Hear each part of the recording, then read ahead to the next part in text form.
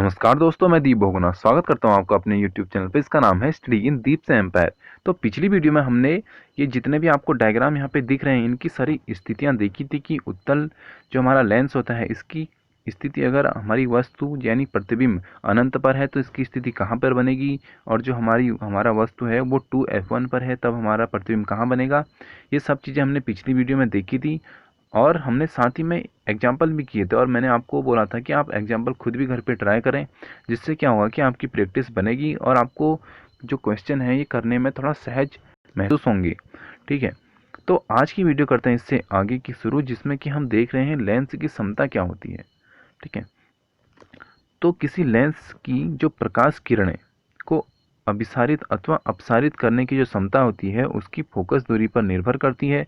उदाहरण के लिए कम फोकस दूरी का एक उत्तल लेंस प्रकाश किरणों को बड़े कोण से क्या करेगा, मुड़कर उन्हें प्रकाशिक केंद्र निकट, प्रकाशिक जो हमारा केंद्र होता है यानी ओ, ठीक है, ओ की क्या करेगा यहाँ पे निकट फोकसित कर देता है। इस प्रकार जो कम फोकस दूरी का एक अवतल लेंस अधिक फोकस दूरी के लेंस की अपेक्षा प्रकाश की किरणों को क्या करता है, अधिक अपसारित करता है। तो कौन अधिक अपसारित करेगा अवतल लेंस का, जो कम फोकस दूरी वाला होगा। ठीक है, किसी लेंस, अब ये वाली लाइन यहाँ पे इंपॉर्टेंट है, किसी लेंस द्वारा प्रकाश की किरणों को अभिसारित या अपसरण, यानी यहाँ पे ये उत्तल लेंस के लिए या अवतल लेंस के लिए, ठीक है, करने की जो इनकी क्षमता होगी, यानी जो इनकी मात्रा या डिग्री होगी, उसको उसकी क्षमता के रूप में उसको व्यक्त करते हैं, और यही उसकी क्या बोलते हैं, लेंस की क्षमता, इसी को बोला जाता है। इसे अक्सर पी द्वारा, ठीक है, वहाँ पे पी ध्रुव था दर्पण में, आप उससे कंफ्यूज मत होएं। यहाँ पे जो अक्सर पी द्वारा क्या है, लेंस की क्षमता को निरूपित करते हैं। किसी एफ फोकस दूरी के लेंस की जो क्षमता होगी वो P इक्वल टू 1/f होगी। ठीक है, तो P इक्वल टू क्या होता है, 1/f होता है, यानी यहाँ पे जितना भी हमारा f की मात्रा जितनी कम होगी उतना क्या होगा, हमारा P ज़्यादा स्ट्रांग होगा। ठीक है, लेंस की क्षमता है, इसका जो एसआई मात्रक होता है, ठीक है, इसका एसआई मात्रक बहुत बार क्वेश्चन में पूछा जाता है, जो एमसीक्यू वाले क्वेश्चन होते हैं उनमें पूछा जाता है। तो इसका जो एसआई मात्रक होता है वो होता है डायोप्टर। क्या होता है, डायोप्टर। ठीक है, इसे अक्सर डी द्वारा दर्शाया जाता है।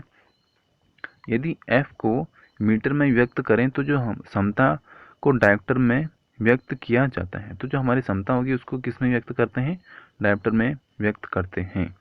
ठीक है, इस प्रकार एक डायोप्टर उस लेंस की क्षमता है जिसकी फोकस दूरी 1 मीटर हो। तो एक डायोप्टर बराबर क्या होता है, फोकस दूरी 1 मीटर, यानी जिसकी फोकस दूरी 1 मीटर होगी वो हमारा एक डायोप्टर कहलाएगा।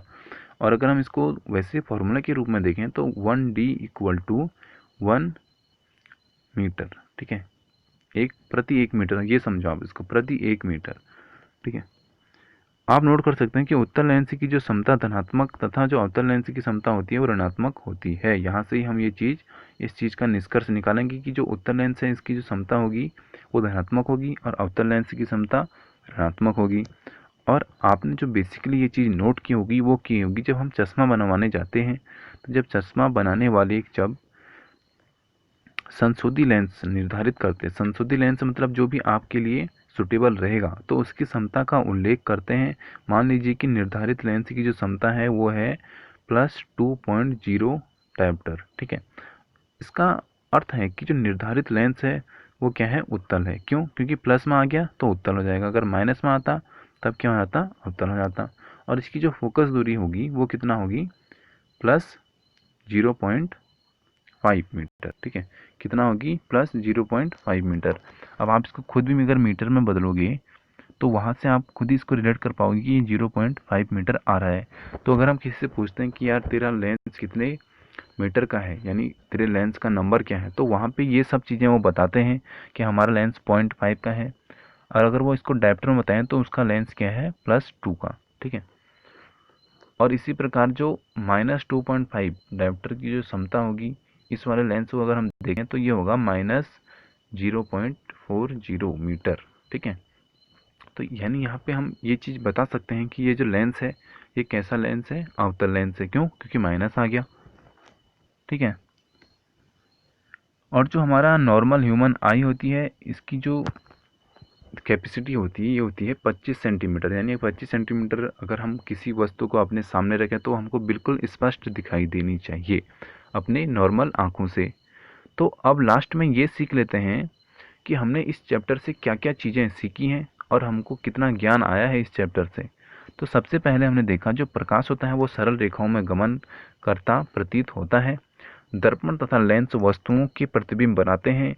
बिंब की स्थिति के अनुसार प्रतिबिंब वास्तविक अथवा आभासी हो सकते हैं, यानी बिंब की स्थिति ही बताएगी कि जो हमारा प्रतिबिंब है वो वास्तविक होगा या आभासी होगा। ठीक है।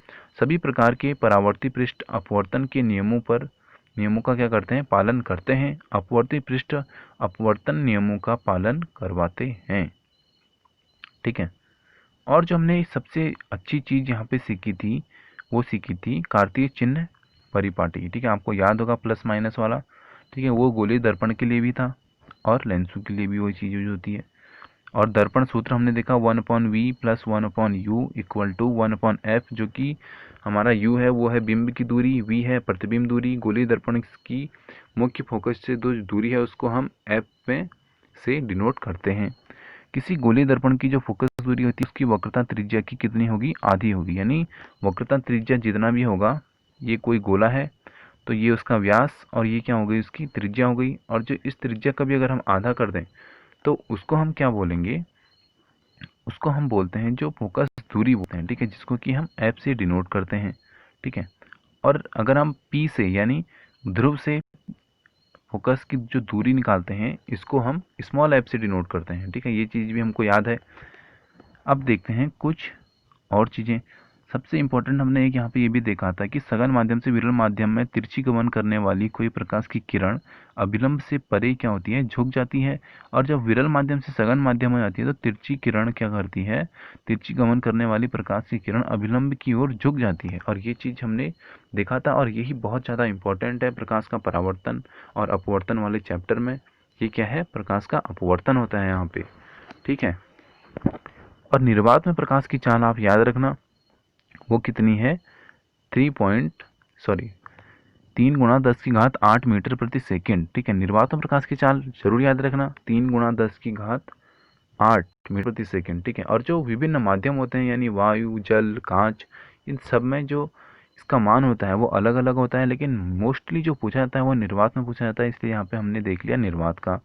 लेंस सूत्र हमने पढ़ा था, अभी ये तो हमने कल वाली वीडियो में पढ़ा था 1/v minus 1/u equal to 1/f। ठीक है।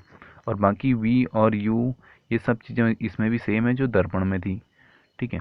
किसी लेंस की जो समता है उसकी फोकस दूरी का व्युत्क्रम होती है। सबसे अंतिम पॉइंट भी है ये। और जो इसका मात्रक ऐसा है मात्रक है वो है डायोप्टर।